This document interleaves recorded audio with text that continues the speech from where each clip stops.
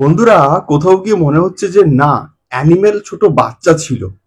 বাগি ফোরে বাগি ফোরে আমরা যা ভায়োলেন্স দেখতে পাচ্ছি বা দেখতে পাবো, যেটুকু টিজারের মধ্যে আমরা দেখতে পাচ্ছি সেটা অ্যানিমেলের বাপ। অ্যানিমেল কে কোথাও জাস্ট ছাপিয়ে যাবে বাগি ফোরের ভায়োলেন্স, এটুকু আমি শিওর শর্টলি কিন্তু বলতে পারি। হ্যালো গাইস, আমি Deep and welcome back to my channel Deep exclusive. তো এখন আমি এই ভিডিওর মধ্যে কথা বলবো বাগি ফোরের টিজারকে নিয়ে, এবং এটা কিন্তু আজকে কিছুক্ষণ আগে ড্রপ করা হয়েছে।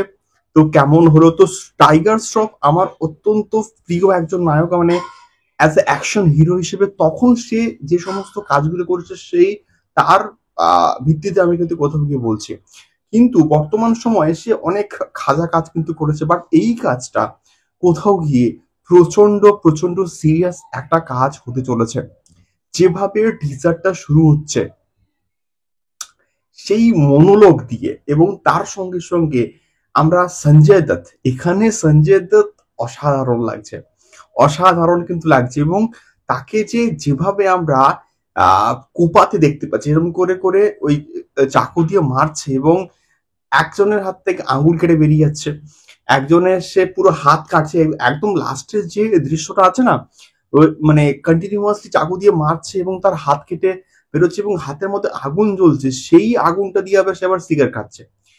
সঞ্জয় দত্ত এখানে ফাটিয়ে দিয়েছে। এবং এখানে যেটা বলতেই হবে সেটা হচ্ছে কোথাও গিয়ে টাইগার শ্রফকে অনেক অনেক দিন পর ভালো লাগছে।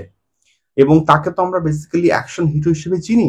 বাঘি থ্রিতে তার কাজ যথেষ্ট জঘন্য ছিল, মানে Baaghi too far far better একটা কাজ, বেটার একটা সিরিয়াস কাজ কিন্তু ছিল।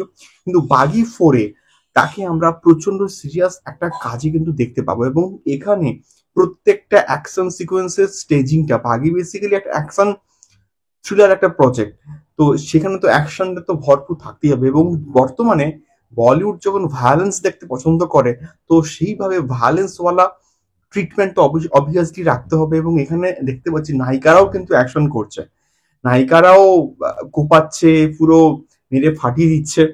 এবং টাইগার শ্রফকে তো অবভিয়াসলি ব্যাপক লাগছে, এবং একটা দৃশ্য আছে ওই রড দিয়ে মাথার ভেতরে ঢুকিয়ে দিচ্ছে, ওই দৃশ্যটা দেখো।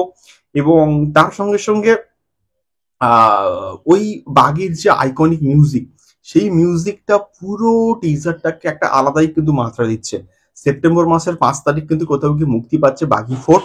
দেখা যাক কেমন হয়। আপাতত টিজারটা বেশ প্রমিসিং লাগলো, বেশ সিরিয়াস একটা কাজ লাগছে।